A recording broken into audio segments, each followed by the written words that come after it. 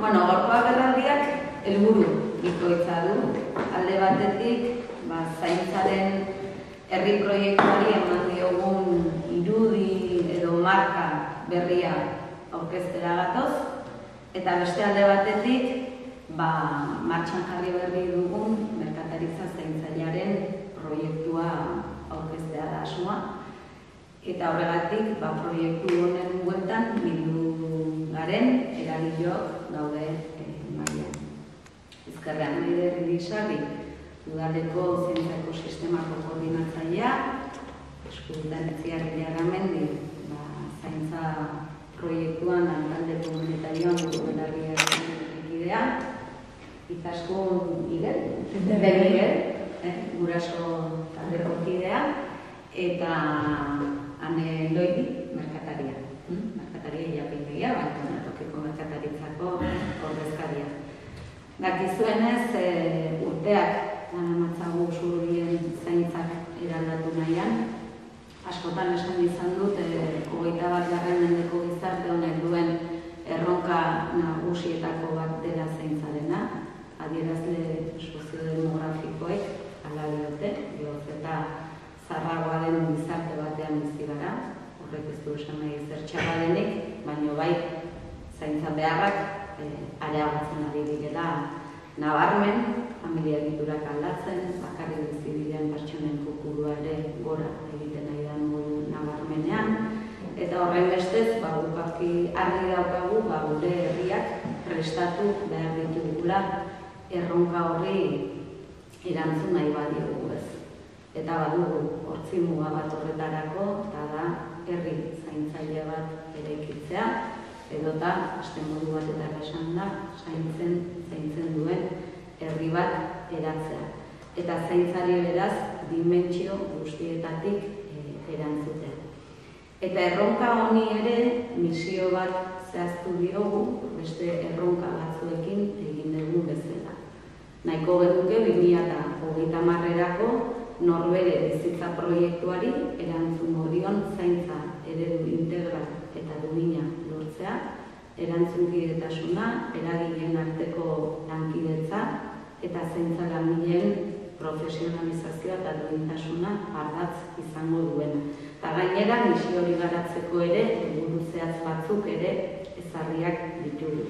Eta injustu, helburu horiek lortzeko, Usurbilgo udalak eta nola esango nuke Usurbilgo herriak baduela gaur egun zaintza eredu berri baterako bideo horri bat, eta momentu honetan buru belarri gabiltza bideo horri horren implementazioan. Eta bideo horri horrek lanildo ezberdinak ditu, horietako asko jada martxan daudenak, eta behintzat bakarren batzuk aipatu nahiko dituzke. Alde batetik, pertsona bat bizi plan bat. Hori da, zaintza arreta eredu berria, barne biltzen duen helburu nagusia.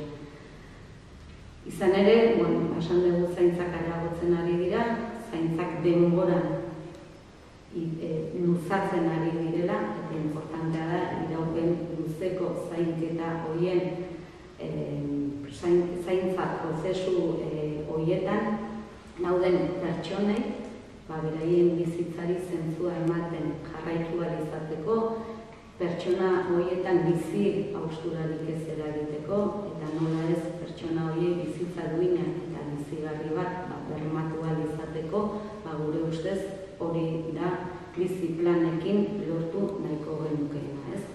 Eta horrek eskatzen digu zaintzei heltzea zerbitzuen integraltasunetik, horrek eskatzen digu momentu honetan zaintza alorrean ditugun zerbitzu guztien koordinazioa, zerbitzu guztien artikulazioa eta lana sistematizatuko duken egitura bat sortzea, eta esango nuke gaur egun artikulazio hori, egitura hori nahiko osatua daukagula eta koordinazio mota ezberdinak ahalbidetzen duten eta bermatzen duten lantalde ezberdinak ere martxan ditugula.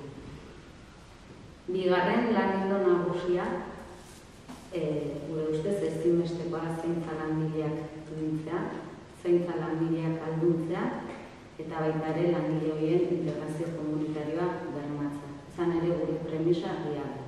Denok daukagu zainduak izateko eskubidea, baina ez beste pertsona baten eskubideen kaltetu. Eta beraz, guretzat, hor emakumeen etxeak, adibidez, paper importante bat joka dezake, eta horretan ere gaude. Eta beste laneko importante bat, zaintza komunitarioa artikulatzea da. Guretzako Usurbil herri bizia da, elkartegintza dinamikoa du, eta lanean ari gara herriko eragileek, den osate denuna zaintzaren betaurrekoak jantzi ditzaten.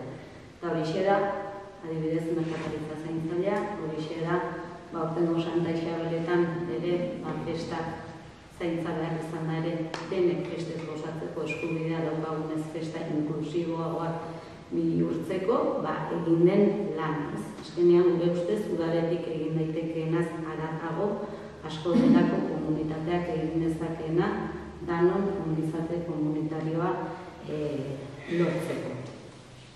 Osa, baina ez naiz gehiago lezatuko ez. Ni bai, nabarmendu nahiko nukena da, bintzat, guretzako zaintzaren kontzeptua, adiera oso zabala dela, dimentsio asko dituela, ulertzen dugula guztiok behar dugula zainduak izan modu batez edo bestez gure bizitza osoan zehar. Zaintzak ez direla soilik bizitzako etapa zehaz batzuetan bermatu dutena, edo bizitzaren lehen urteetan edo bukaeran. Eta zaintza beharra eragiten duten motiboak edo aldagaiak asko izan daitezkela. Ez dudigabe bat bada adinaren aldagaia, beste bat bada dependentziaren aldagaia, bakardadearena, baina izan daitezke ere, ikusten ari garen bezala, osasun mentalaren okatzea, izan daiteke prozesu migratorio gogorretatik eta beretan dauden pertsonek behar duten zaintzak, eta barreta.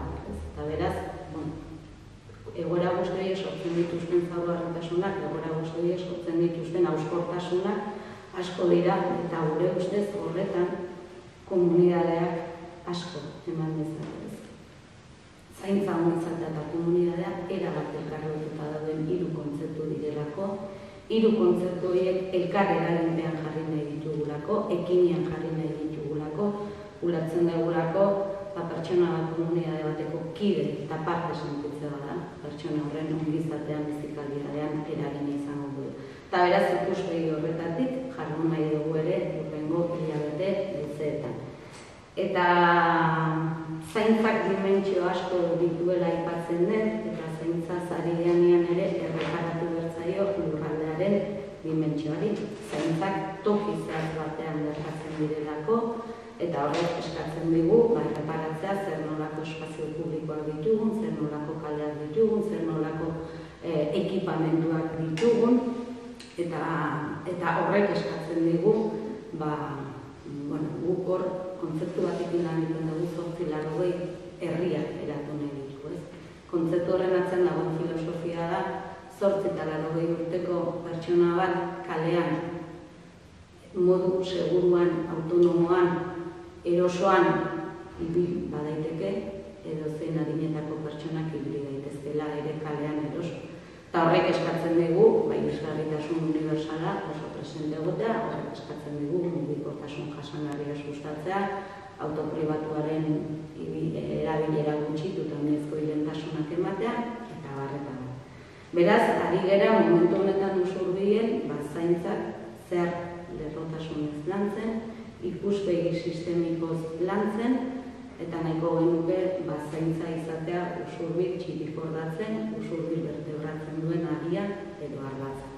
Eta begirada horretatik ari garenez lanean, ikuste genuen ikuspegi hori jasoko luken irudia edo marka ere berritzea, eta gure herri proiektuari zentzua ematea, eta logika horretatik ulertzea eta irudikatzea, eta horixe da, injustu, gaur aurkezten dugun hemengo leloa ez, nolabait pertsonak, herriak eta ingurumena zaintzen duen herri bat izatea Usurbil alegia zaintzaile bat ikuspegi horretan.